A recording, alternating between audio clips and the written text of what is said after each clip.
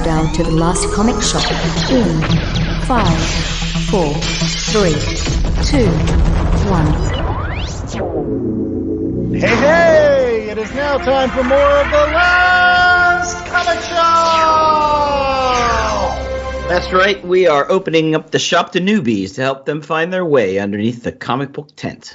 And we're keeping the lights on for the oldies that want to level up by learning about cool, potentially award-winning comic books. Ah, yes. We are talking about those wonderful Eisner Award-winning comic books on today's program, or the ones that are just nominated. It's still an honor to be nominated. We are all nominated every single week for being the best podcast that you continue to tune into. I am the host with the most, Danny Larson, and I'm joined by Chad Smith and J.A. Scott. And again, we do thank you very much for tuning into the Last Comic Shop every single week so that we can school you on some great comic books that you should pick up at your local comic book shop today. That's right. I would like to thank the Academy. I'd like to thank my agent. I'd like to thank my high school teacher, my art teacher. That's right. Play him off. Play him off. You're like cinematographer. You get 10 seconds, buddy, and you're off. That's it. You can't.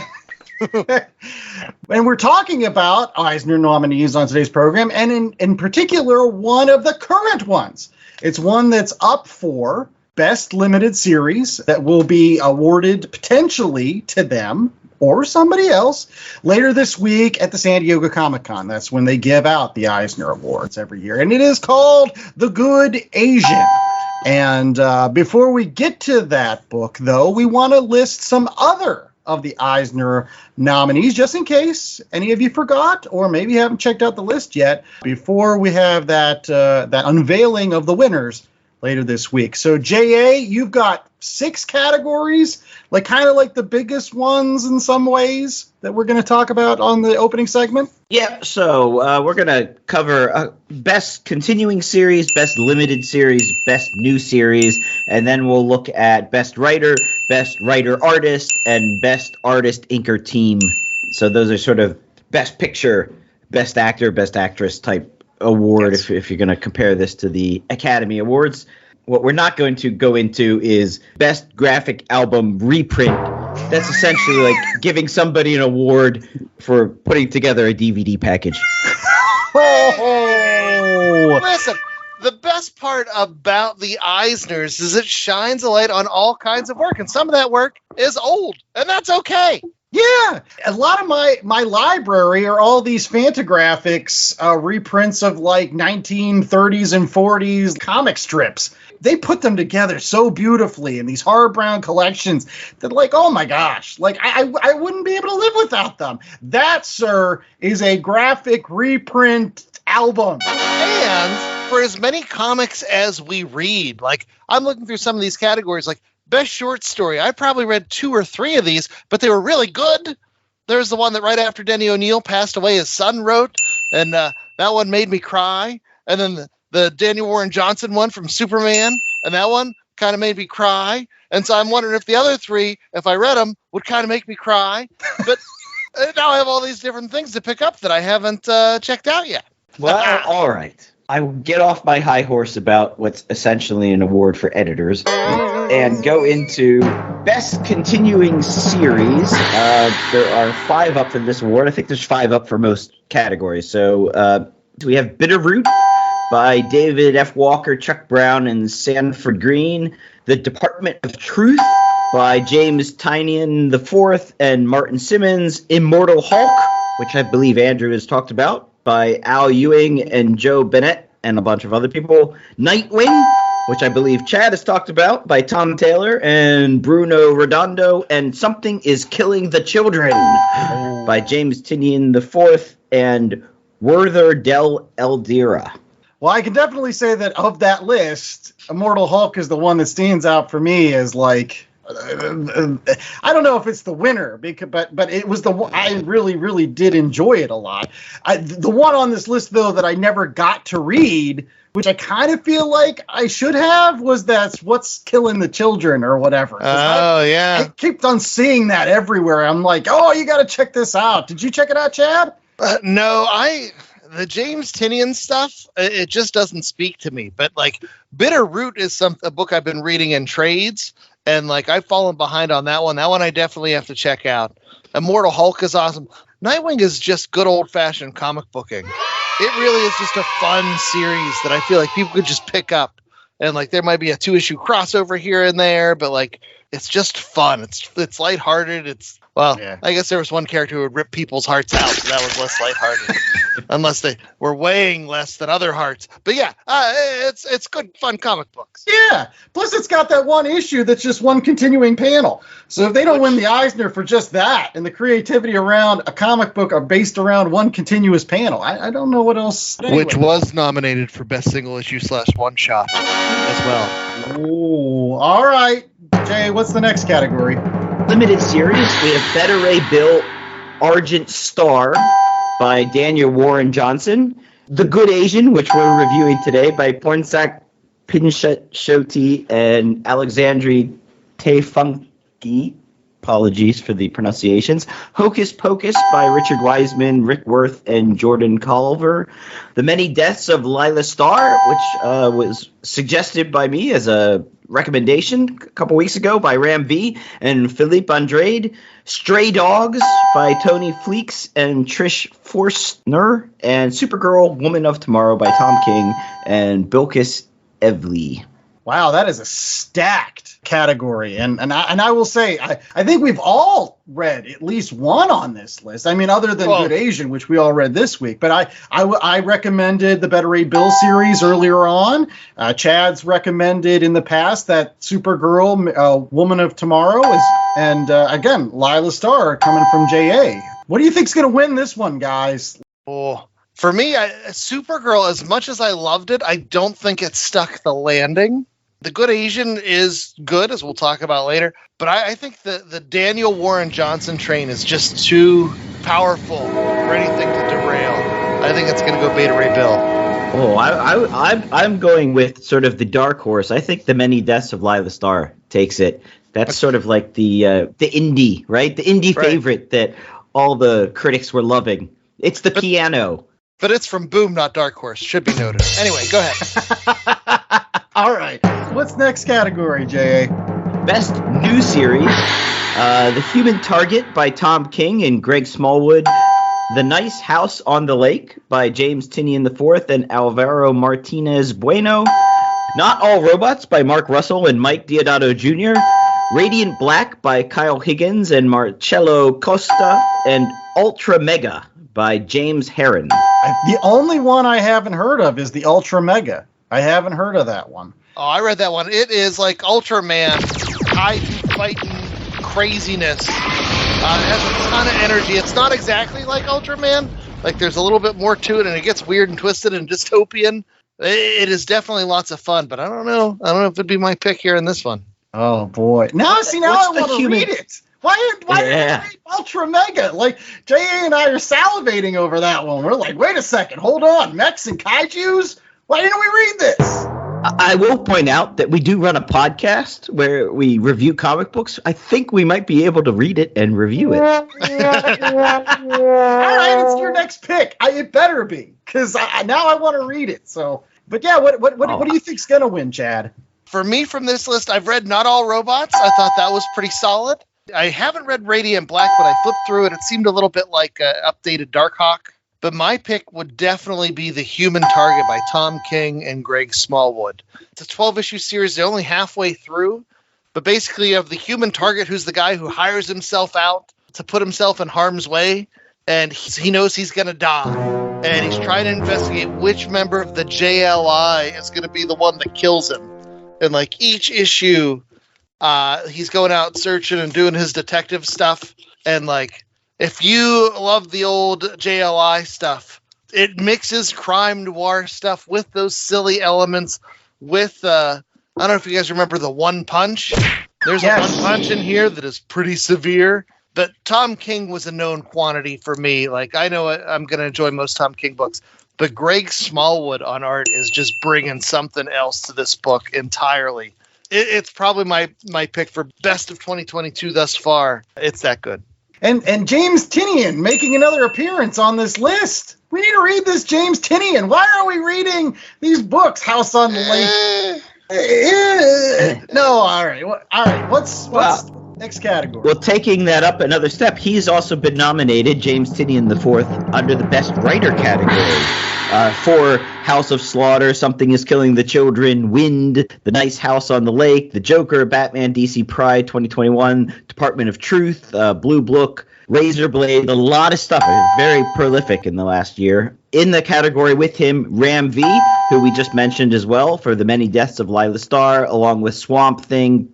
He did a Carnage, Black, White, and Blood, and Venom for Marvel. Philippe Melo for Ballad for Sophie. Kelly Sue DeConnick for Wonder Woman Historia, The Amazons Book 1. And Ed Brubaker, our favorite, for Destroy All Monsters and Friends of the Devil. Yes. Which, by the way, those are the sequels to Reckless. So if you go back on the last comic shop and you listen to our review of Reckless and you really like that book, those were the next two books in the series.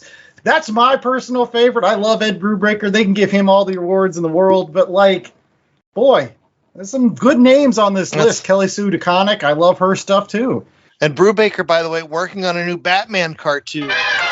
Ooh. And so he's the head writer, so I can't wait to see how that turns out. All right, let's wrap it up. We got two more categories to go, J.A. What's the best writer-artist? So some names that we'll recognize on this list as well. Alison Bechdel for The Secret to Superhuman Strength. Junji Ito for Deserter, Junji Ito Story Collection. Love, Sickness, Junji Ito Story Collection and Censor.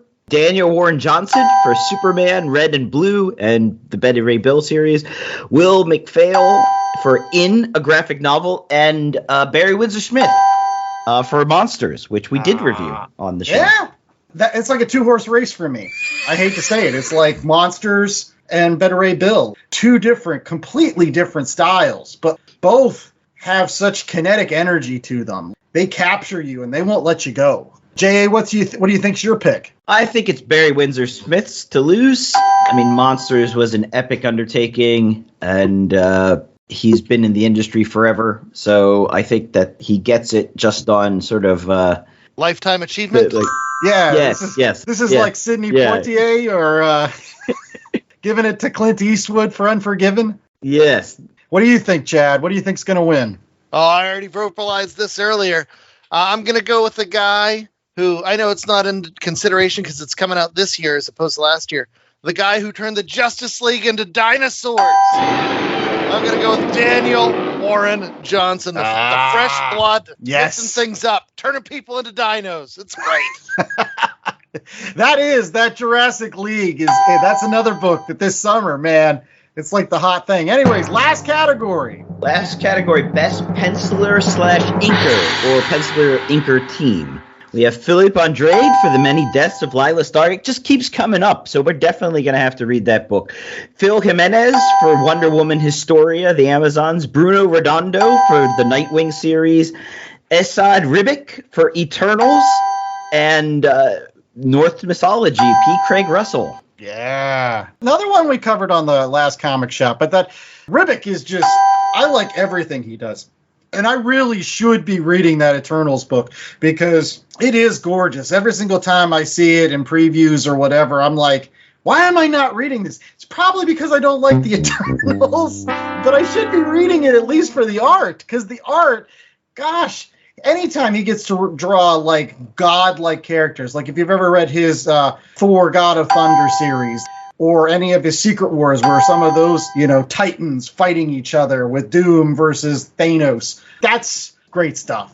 I think he's my pick. Yeah, his work on the Silver Surfer mini-shot Requiem was just incredible. What's your pick, Chad? Yeah, this one's a tough call for me because there's so many of these artists I love. Like Philippe Andrade, I haven't read Lila Starr yet, but I've loved some of the stuff he's put out. P. Craig Russell, that Norse mythology is always a winner, and you want to talk about lifetime achievement. P. Craig Russell is up for being inducted into the Hall of Fame this weekend. And then there's Bruno Redondo with Nightwing, which is just a great book. But the problem is, in the very first issue of that run, they show Nightwing eating pizza in a way that pizza is not supposed to work. So that disqualifies him. They didn't understand pizza in the beginning. I'll go P. Craig Russell just because that's the one I've read, but there's not a bad option in the bunch here. All right. Well, one thing that's never a bad option is tuning in to the Last Comic Shop next week, because we will actually tell you who won the awards, just in case you didn't know, as well as some other recaps of things that happened at the San Diego Comic-Con. So make sure that you're tuning in next week for that, and keep tuning in to this week's episode so that you can listen to our review of The Good Asian right after these commercial breaks. Do your hobbies include comic books, movies, television, and or video games? Are you always behind with the latest news in the world of nerd? Well, look no further than the Oblivion Bar, a nerd culture podcast.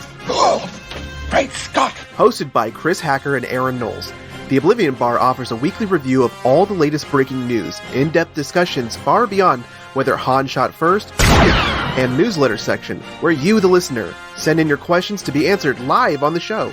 New episodes every Monday, available on Apple Podcasts, Spotify, Stitcher, iHeartRadio, and Google Podcasts. I'm just so freaking excited! You can also find us on Twitter at Oblivion Bar Pod. Come join us at the Oblivion Bar Podcast. Hope to see you there.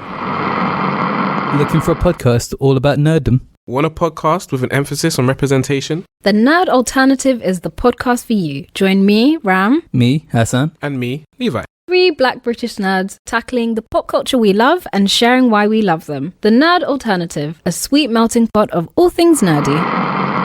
All right, we're back. And now it's time for us to talk to you about the Eisner nominated for Best Limited Series, coming out of Image Comics this past year, called The Good Asian, an Edison Hark mystery. And J.A., why don't you tell us who are the creators involved with this Edison Hark mystery? The Good Asian was championed and written by Pornsak Pichetshote, with the art by Alexandre Tefenkgi, colors by Lee Lawridge, lettering and design by Jeff Powell. And I apologize for any names I might have mispronounced. We're doing our best. And speaking of doing our best, Andy, why don't you give us our best 10-cent synopsis for this book? It's either going to be 10 cents or it's going to be like 2 cents, because like it is a true crime noir story. And if you know anything about crime noir, like it has a lot of left turns.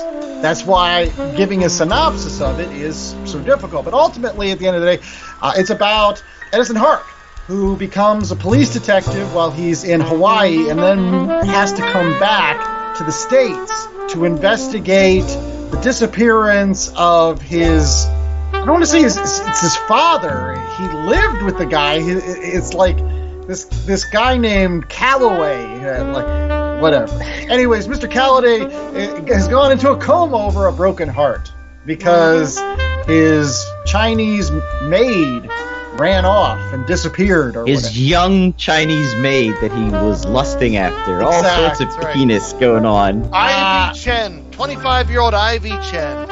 And so Edison Hark does take up the case to go and investigate this disappearance. And as he does so, he gets involved with the politics of Chinatown in San Francisco in the early 1930s. You get a lot of history behind certain immigration laws that were in place in the 1930s that limited Chinese immigrants or made it very difficult for Chinese immigrants to actually live in the United States, even if they were, naturalized citizens. But ultimately, the bodies start piling up as they do in these crime noir dramas. Ends up being a femme fatale, as there are in crime noir dramas. And at the end, it turns out that the person that you thought did it didn't really do it. And that's it. I don't know what else to say because it is a mystery, and I don't want to spoil everything, but that's the 10 cents, I guess. Sure, you left out the hatchet guy, but he's dispatched. Well, we're that was going to spoil the stuffing out of it. Yeah, exactly. You forgot the Nancy Drew character who worked at the telephone exchange. Oh, she was like my favorite character. She was more interesting than Edison Hark at times. Kind of like your audience in. I guess that's a question. Could you guys relate with Edison Hark? Like a lot of this stuff kind of felt like a little bit like when you were watching the first episode of The Watchmen show on HBO, where you were learning a lot about stuff that you were like, I actually didn't know about all this. Like, I didn't know about all the laws they put on the books to keep, the Chinese out of the, the United States after evidently people thought they were taking jobs and, because they were coming over here to try to make money to send back to their families. And they were doing a lot of the work nobody wanted to do, like building the Intercontinental Railroad and stuff like that. I think that was my favorite part of this book, was like the last couple pages of each issue. It's a great history lesson. Yes, I really like the end pages, or like alluded to the telephone exchange. And then that issue at the end of it, he had a write-up on how the telephone exchange used to work and a photo of the actual building, which still exists. I believe it's now an East-West Bank, showing that a lot of the story, while it's fictional, was drawing from real existing places and real existing people and their sort of amalgams and whatnot. I thought Edison Hark maybe is hard to relate to because he's a bit of a cipher in this book. And I think that's why he's called the Good Asian. He's hiding and lying to everybody about what his true intentions are, what his true thoughts are. And so that makes him not exactly the easiest character to like, I think, because he's a bastard. I didn't have any trouble liking the character. He's definitely your classic noir detective, where he's cold, and he has to be, because he's living in a society where, Asians are they're called Orientals in this book at that time period. Like, they are so persecuted. The fact that he is a cop, he has to wrestle with what is happening to his people, and he has to convince all the Guaylo that he's on their side. Meanwhile, he's there trying to work from within the system to make things more fair for Chinese and Asians. And this is a guy who was conflicted all over the place with his family relationships. He's conflicted. He had his adopted father, who has all this money and, is in this coma. And then there's the thing with his, adopted sister. Then there's so many. Yeah. He's banging his sister. I guess they're not really related. It's not but his sister. He lived in the house with the Callaways. She wasn't related to him because the old man with money had the hots for his mom, and then the mom got killed, and then he moved. Forget it, Jake. It's just Chinatown. Well, that was one of the more human aspects of Edison Hark. It was one of the only times when I actually felt for him was you got some stories about when he was younger, and he had the love affair with Victoria Callaway, his quote-unquote adopted sister, and they actually had a genuine relationship. And there's this great scene where they're on this beach together. There was a potentiality that she might have become pregnant with his child, but then later it was but he still wants to break up with her because he says, look, they are never going to let us get married, and I cannot stand the idea of you marrying somebody else and having to watch. So, I'm just cutting this off for both of our. I thought it was really human, and it really. I got a little teary. It was genuine emotion, and to your point, a cipher that you didn't get a lot of that. That was one of my favorite parts of his story, I thought. Yeah, you could tell that he's hung up on Victoria. And there's that scene, which, by the way, if we haven't mentioned, this is for mature readers here. The scene when he's with was it a prostitute? He's just imagining that he's with Victoria, she's in his head, and.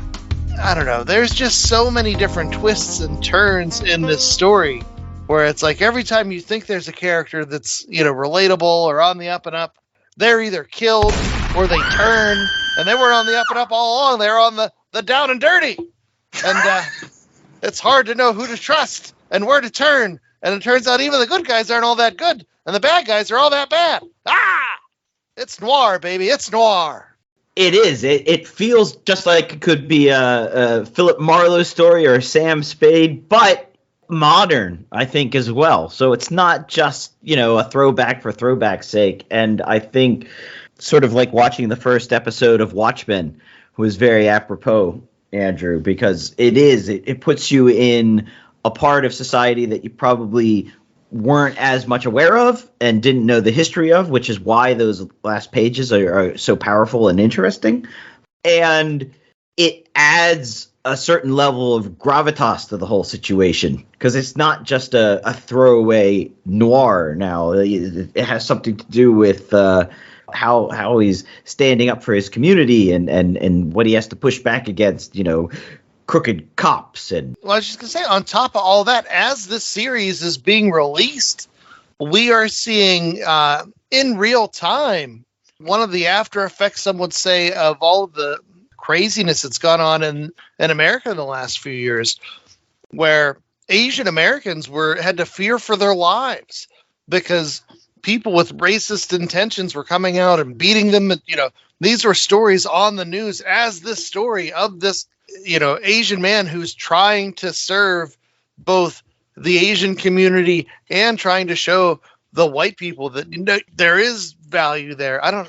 There's so much going on here, levels upon levels upon levels. Yeah, and I think it harkens back to something that I think J.A. mentioned when we reviewed Other History of the DC Universe. He was talking about, I think, the katana issue, and he said something along the lines of like, hey, the Asian experience is actually different for, again, where you came from in Asia. And I think this is one of those stories that, for me, really highlighted that. Because, again, everybody knows about the Japanese internment camps, but, that's the Japanese experience and their persecution within the United States. The Chinese had a different situation going on. And so, when you learn about that, it's just interesting to be able to take a step in somebody's shoes and learn about what they're going through.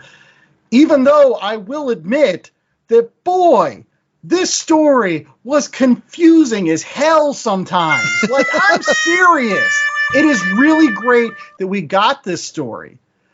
But there were times when I had to reread issues 2 or 3 times. The opening issue starts off where, he's coming back to him. And I was just like, why is he in this island? I didn't know why he was there. And then it gets back more into a film noir trope, which is going to see the rich patriarch or whatever that hires the private detective to go investigate his daughter. That's out of the Big Sleep. But I didn't know why he was on the island. Angel Island is what you're talking about. Yes. So it's sort of the West Coast version of Ellis Island, which I think a lot of people probably know more of.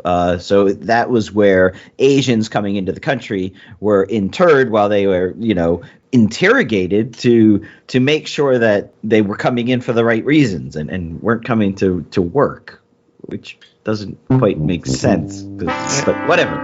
And don't forget the issue to Andy's original point, where he died. By the time you got to the end of that issue, he wasn't dead. Yes. And so there were parts in this that were legit hard to follow. Yeah, but I really did love that too, because speaking, again, back to another Humphrey Bogart film, there's a callback to that. At the beginning of Dark Passage, the Humphrey Bogart character is a criminal that's on the lam, and he goes and he gets plastic surgery. I just wish that I didn't have to read the issue 2 or 3 times, right? I'm a busy guy. Follow me on this. Wouldn't it have been cool, at the end of the issue, if they had a nice 2-page spread as the story progressed of a detective's bulletin board? At the beginning, they would always have those sort of the story this far, little synopsis of some of the characters.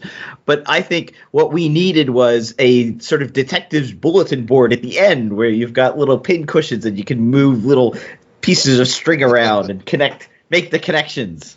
Well, I will say this. The other thing that I thought was very confusing was actually the bad guy. Which bad guy? The hatchet bad guy? Detective bad guy? The elderly bad guy? Lady bad guy? But it was They're all bad guys, Andy. They're all bad guys. What I'm saying is the hatchet bad guy comes out of nowhere. They just introduce a brand new character that you're I don't know who this person is, and why should I care about him? So then they they're all related. Everybody's brothers and sisters and adopted cousins in this story. There's but twins still, running around. It actually was anticlimactic because I was just who is this guy and what? I'm not going to say who it is because you should read the story for yourself and then read it 2 more times because you'll need to. I will say I had a very similar I'm not sure what's going on. Who's this character? What was this? But at certain points, I was just no, this is crime noir. We're just going to roll with it. And like, I just let it be cool. You know what I mean? Like, because it is such a cool story. There's so much action and intrigue and double crossing, and I'm like, I may not have known what was happening, but I knew I was going to end up somewhere and it was going to be awesome. And so I was able to just sort of let myself go with the story as it went and be like, yeah, whatever, okay, he's alive now, and he's related to this person and that person, and they know this person who went to school with this person who secretly looks like this person, but they're living in a hut somewhere, and you don't know where that person is. Ah! It's noir, baby! Noir! Sorry. I'm just yelling like a madman. Well, you know what's next, baby? It's ratings. That's what's up next, baby. That's what we're doing. So stay tuned. More Last Comic Shop. We'll get to our rating of The Good Asian right after these commercial breaks. Ratings, baby. Being a PI, you learn fast what seems like a normal case never is. You never realize how much you're going to need your friends. You can never guess how near your enemies are. And you never know who to trust. Now I'm chasing down an ancient artifact, the only thing that can stop this newly unearthed terror. It sounds crazy, but I'm not thinking how nuts it all is.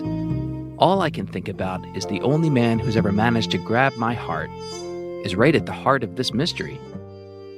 And why? Every time my heart gets involved in anything, there's always a monster waiting in the shadows to break it. Ripped from the pages of the self-titled comic book comes Dash, a new queer supernatural noir podcast. Follow us on Twitter at Podcast Dash, on Instagram at dash.noir, or wherever you get your podcasts.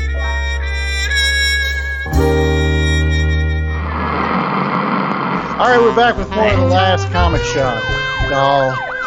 And we're going to take the case of doing some more ratings. That's right. On this show, we always like to give you some ratings to go along with our reviews so that you know whether or not the book is good or bad, even though I don't know if anybody really pays attention that much. It says good in the title. Exactly. It's not the bad Asian. It's the good Asian. Yeah. It has to be somewhat at least all right. So anyways, J.A., what is our 1 out of 4 scale for this week's book? You mentioned it as appropriate for a crime noir. We're going to go with 1 out of 4 left turns. Ah, some swerving tires. Everybody liked that. We're going to start off with J.A. this week because this was actually his pick. So I want to hear what he thought of it ultimately in terms of left turns. I thought it was an enjoyable crime noir story. I do admit that there was a bit of confusion. I could have used that cork board at the back of the issue to try to work out who's who and what's what and the swirling different connections that were being made. And I really enjoyed all the extra history because I'm a bit of a history buff. So I loved the back of the book where you get a couple of pages of history of either the Chinese Exclusion Act and the various anti-Asian exclusion acts that were done, or the history of the Chinatown Telephone Exchange in San Francisco. I thought that was quite informative. I thought the dialogue was written well. It just, as you mentioned, Andrew, you had to reread a couple of things a couple of times. Which, is that a reflection of a really good story, or is that a reflection of maybe it was a bit too convoluted? So I'm going to give it 3.5 left turns. Okay. All right, Chad, you're up. What did you think? So, yeah, I enjoyed this. I did think the back matter was really important. And we often talk about, books that come out and serve a bigger purpose. I definitely think with all the anti-Asian sentiment and all the racial disparities that they've had to deal with as a culture recently, like in the news, this is a super huge deal to have this story about, an Asian character trying to make it in a society. People need to see this and people need to read this stuff. And if you are a fan of noir books, the tropes are there, and if you recognize the tropes, you'll know, who's going to be the dame, and this guy, has this certain qualification that even though he looks like he's going to be the good guy, he's not really the good guy. You could pick some of that stuff out from the drop, but at the same time, it's done so well. And like I said, it's just cool. And we haven't talked a lot about Alexandre Tefenkgi's art, but really he has one of those art styles where it's just really great cartooning. He's a really good storyteller. Even though there were parts that were confusing, I was entertained the whole time. The action is there. The intrigue is there. Would I give it a 4, though, with all those things said? I don't know that I could, just because, like we brought up, there's just times where it's a little, I don't even know if inconsistent is the right word. It's just hard to follow. And so I'll go 375. 375 left turns. There's that one turn where you're not sure you're going to go, and then, I'm going to go, I'm not going all the way, and then there's a big car crash, a big other one. Right. Well, I think I'm going to be a little bit more critical than both of you. And I think it's because, like some of the other books that we went into, I had kind of high expectations for this because genuinely 1930s, 1940s pulp stuff, if anybody's been listening to Last Comic Shop, you kind of know that's kind of my niche, my thing. I like that era. And I like stories told in that era. And again, a good private detective story set in that time period is always going to be something that I gravitate towards. And this had elements that I really liked. Again, to your point, Chad, I thought the art was gorgeous. And I got behind that. If I was just talking about art, I probably would give it like a 3.75 or a 4 because I thought the art fit what you needed to tell a crime web story. And there were other elements I liked, which were, again, to Jay's point, I liked the history that was brought up. I learned a lot from this book. But, I didn't really come just for a history lesson. If I wanted that, I don't know, go back to college and, I don't know, go and take a class on it, not read a comic book. I want to be entertained. And if I have to read a book 2 to 3 times just to understand the story, there's something wrong with the story. I hate to say it. I've read other crime noir books. I thought, Reckless was much more straightforward. And that was one that we covered on this show. This one was too all over the place. It was kind of like he had an idea of what he wanted to do with the story, but then at some point he put it in the blender, and it just came out a little bit more muddled than I would want. And I think that's really the prime word I'm going to use is muddled. It wasn't bad. It was just there was 1 or 2 left turns too many, and it was almost in every single issue. So I'm going to say 2.5. This is a 2.5. I think you should read it. I think that it does give you a good sense of some stuff that you may not know about in terms of the Chinese American experience.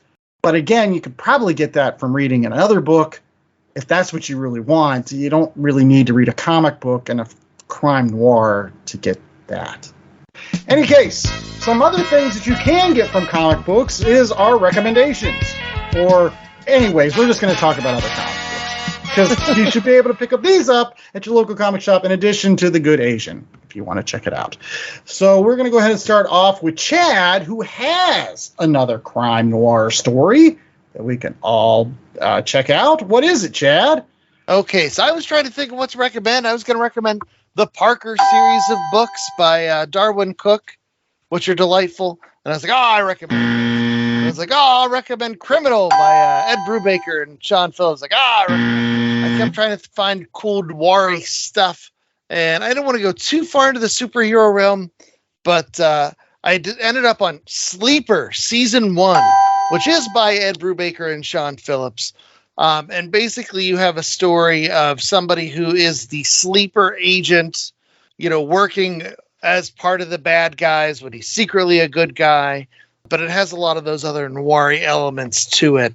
And as we've mentioned with Brubaker and Phillips, they know what they're doing. This one came out circa 2002, I want to say, back through the Wildstorm imprint of DC Comics before they broke off and started doing their own thing. The edition I have was collected in 2009, but if you can get your hands on it, it's definitely worth just experiencing some of that Brubaker Phillips magic, because They know how to do it, and it's on full display here. Well, that's definitely one I'm going to check out because I like that Brubaker and Phillips stuff for sure. So my recommendation, again, is talking about collected graphic editions. Is that what it's called? What albums? Is that what it was called, J.A.? This one in particular was one that was released a couple years ago from Fantagraphics, and it is called Wallywood's Canon. It basically is a reprint of a series that Wally Wood, the legendary comic book artist Wally Wood, did for Overseas Weekly, which was a tabloid comic book thing sent to U.S. military bases between the years of 1970 and 1973. He basically did this kind of like weekly strip almost. And let me tell you, when I talk about strip, I'm not just talking about comic strip. I'm talking about, that kind of strip too. This book, I'm going to say point blank, is for mature readers, right? I know we do panel pals on this show. This ain't for them. It ain't even for some teenagers that might listen to our show. This is for adults because pretty much almost every other page is a topless woman. Yeah. And you do kind of have to go into this series with the right mindset, as it is about basically a secret agent, kind of like James Bond, except it shows all of the stuff that happens after, James Bond says the sexual innuendo and it fades to black. No, they show you what happened. So again, and it was military personnel overseas. They wanted to see a little bit of the, with their action. So that's what they got. But what you read this for is really the absolute gorgeous Wally Wood art. I mean, if Wally Wood was a cinematographer, he would have won 1,000 Oscars because the way he can set up a scene, the way that he can draw a panel, it just puts you right into that action. And that's all you really want from something that's all about a secret agent going on exotic adventures and meeting beautiful ladies and gunplay and, jumping out of airplanes and stuff. So yeah, if you're into that, if you like James Bond, if you like beautiful ladies, check out Canon. It's really good. From nothing else, from a historical perspective, it's made me a fan of Wally Wood, or even more of a fan of Wally Wood than I was in the past. J.A., what do you got for us?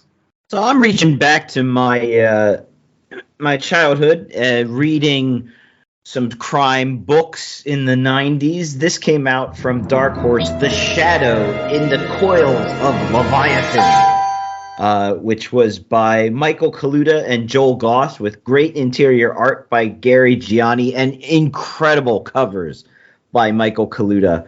Essentially, The Shadow, the great crime fighter, there's some subterranean menace that is haunting New York City and slicing and burning people caught in the sewers. I don't know why people are going into the sewers, but if you're going into the sewers, you're going to get sliced and burned.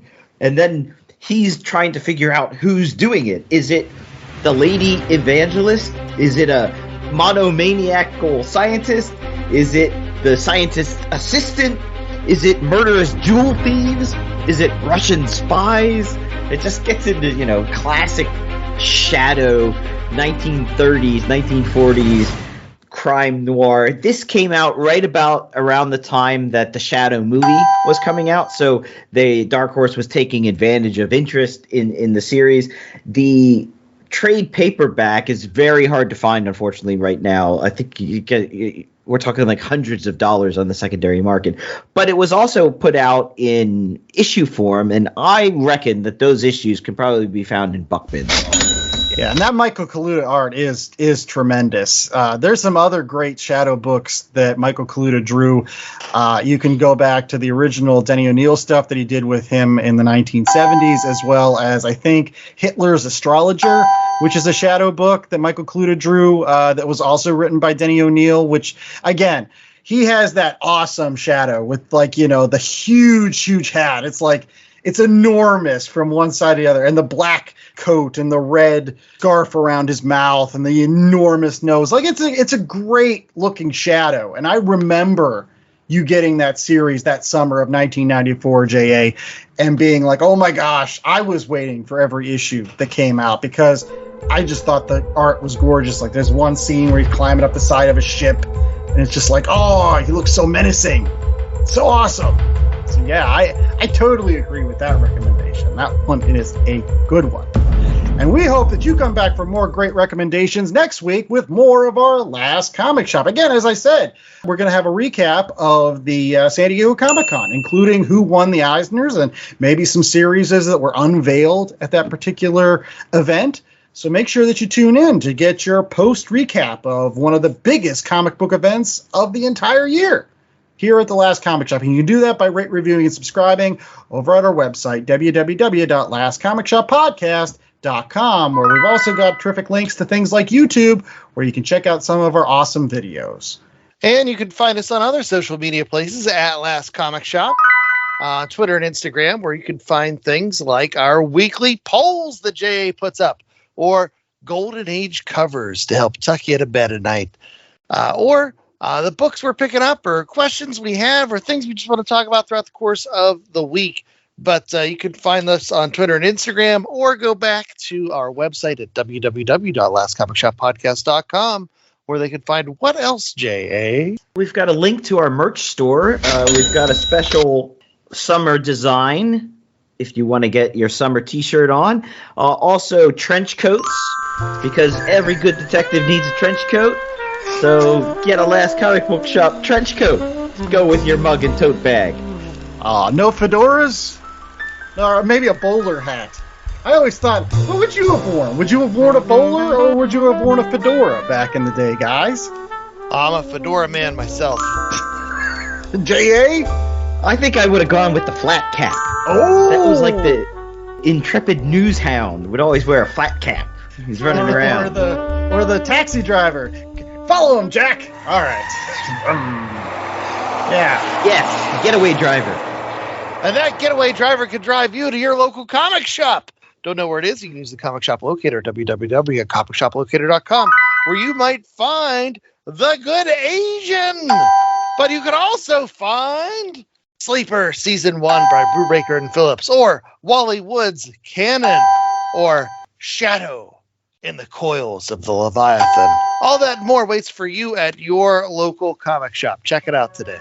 All right, and we will be back with more of the Last Comic Shop next week. Until then, I was the host with most, Andy Larson. I was joined by Jay Scott and Chad Smith, and we hope that you stay safe, stay undercover, and remember that a gumshoe is only as good as both the gum and the shoes that you buy. So make sure that you buy Big Red and Pumas, because those are the first gums and shoes I thought of. I don't know. What would you guys buy? You gotta go with Wrigley Spearmint.